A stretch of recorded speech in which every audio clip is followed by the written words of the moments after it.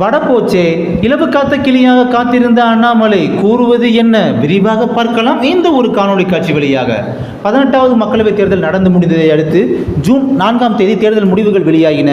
அதில் மத்தியில் ஆட்சி அமைக்க 272 இடங்கள் தேவை என்ற நிலையில் 240 இடங்களில் மட்டுமே பாஜக வெற்றி பெற்று இருந்தது.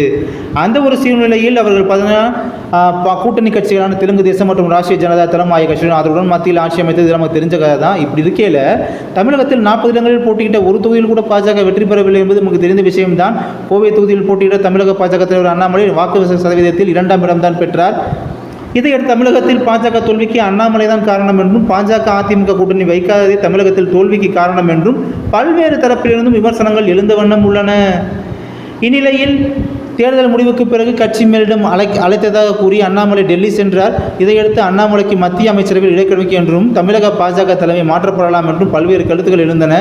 ஆனால் பிரதமர் மோடியின் தேநீர் விருந்தில் அண்ணாமலை கலந்து கொள்ளவில்லை, அமைச்சரவையிலும் இடம்பெறவில்லை. இதையடுத்து டெல்லி ஊடகங்களிடம் கட்சி தலைமை வழங்கும் பொறுப்பை ஏற்று அதன்படி பணி செய்வேன் என்று அண்ணாமலை கூறியுள்ளார்.